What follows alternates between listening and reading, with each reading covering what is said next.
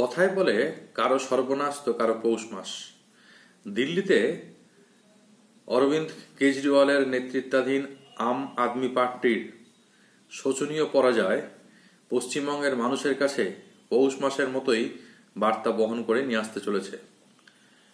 আসন্ন রাজ্য বাজেটে পশ্চিমবঙ্গবাসীর কাছে বেশ কিছু কিন্তু অপ্রত্যাশিত সুখবর আসতে চলেছে আজকের আম আদমি পার্টির পরাজয়ের কারণে। এখন প্রশ্ন জাগতেই পারে যে কেন এমন কথা বলছি।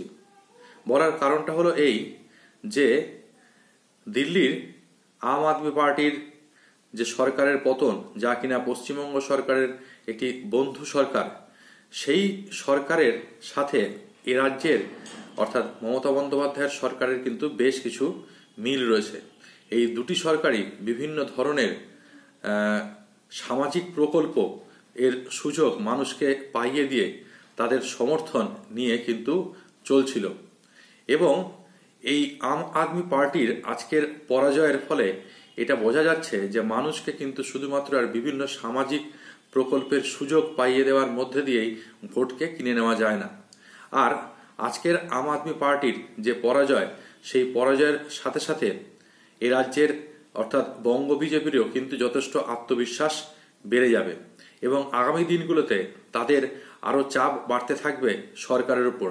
ফলত সরকার যে কিনা এমনিতেই এখন বিভিন্ন ধরনের কেলেঙ্কারিতে রীতিমতো নাস্তানাবুদ হয়ে রয়েছে, আগামী দিনগুলোতে তার পরিস্থিতি কিন্তু আরো খারাপ হতে চলেছে। এবং সেই কারণেই বলছি যে আগামী যে রাজ্য বাজেট অর্থাৎ যা কিনা 10 তারিখ থেকে শুরু হচ্ছে, আগামী পরশু থেকে, সেই রাজ্য বাজেটে এ রাজ্যের রাজ্যবাসীদের জন্য বেশ কিছু সুখবর কিন্তু আসতে চলেছে।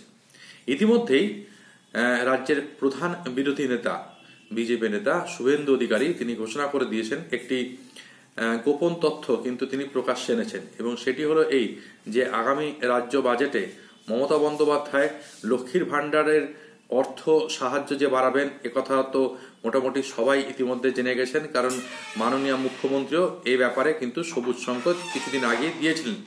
সে জায়গা থেকে দাঁড়িয়ে আজকে শুভেন্দু অধিকারী তিনি বলে দিয়েছেন যে মমতা বন্দ্যোপাধ্যায় আগামী আগামী বাজেটে লক্ষ্মীর ভাণ্ডার হিসেবে প্রত্যেক মহিলাকে 1,500 টাকা করে দিতে চলেছেন। এই মুহূর্তে লক্ষ্মীর ভাণ্ডারে যে অর্থ সাহায্য মহিলারা পেয়ে থাকেন তা হলো সাধারণ যারা অর্থাৎ জেনারেল কাস্ট যারা রয়েছেন তারা পান হলো 1,000 টাকা, এবং যারা তপশিলি জাতি উপজাতি রয়েছেন তারা পান হলো 1,200 টাকা। সেটি বেড়ে গিয়ে 1,500 টাকা করে হতে চলেছে। এবং তার পাশাপাশি তিনি এটাও জানিয়ে রেখেছেন যে আগামী বিধানসভা নির্বাচনে যদি বিজেপি এই রাজ্যে ক্ষমতায় আসে, তাহলে তারা লক্ষ্মীর ভাণ্ডারের এই যে অর্থ সাহায্য মূল্য সেটা বাড়িয়ে ডবল করে দেবে। অর্থাৎ বিজেপি সরকার এলে পরে তারা 3,000 টাকা প্রতি মাসে প্রত্যেক মহিলাকে দেবে। যদিও বাস্তবে তারা সেটা দেবে কি দেবে না তা নিয়ে যথেষ্ট সংশয় থাকবেই, কিন্তু প্রতিশ্রুতি দিতে তো আর কোনো বাধা নেই। তাই সেদিক থেকে তারা এই মুহূর্তেই ঘোষণা করে দিচ্ছে যে আগামী দিনে লক্ষ্মীর ভাণ্ডারের টাকা বেড়ে 3,000 টাকা হতে চলেছে যদি বিজেপি এ রাজ্যে ক্ষমতায় আসে। সেই সঙ্গে আবাস প্রকল্প, এই আবাস প্রকল্পের ক্ষেত্রে এই মুহূর্তে রাজ্য সরকার প্রত্যেক পরিবারকে যে 1,20,000 টাকা করে দিচ্ছে, বিজেপি ক্ষমতায় এলে নাকি সেই সাহায্য মূল্য 3 লক্ষ টাকা করে দেওয়া হবে। এর পাশাপাশি বিভিন্ন সামাজিক প্রকল্পগুলিতে যে সুযোগ সুবিধা এই মুহূর্তে রাজ্যবাসী পাচ্ছেন, সেই সাহায্য মূল্যও কিন্তু নাকি বাড়িয়ে দেওয়া হবে যদি আগামী বিধানসভা নির্বাচনে এ রাজ্যে বিজেপি ক্ষমতায় আসতে পারে।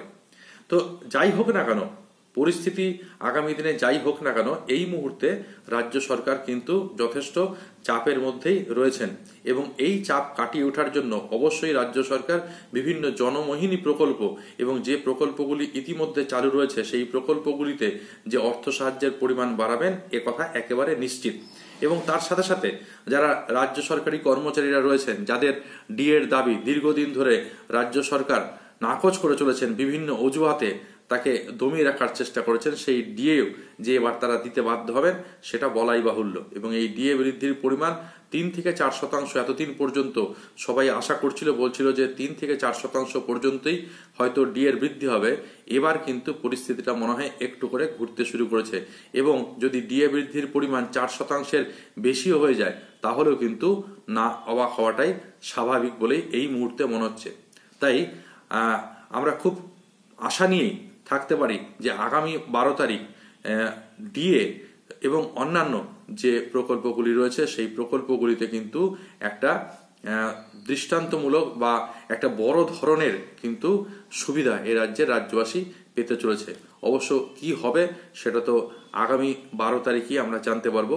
তাই ততক্ষণ পর্যন্ত আমাদেরকে কিন্তু আশায় বুক বেঁধে থাকতেই হবে।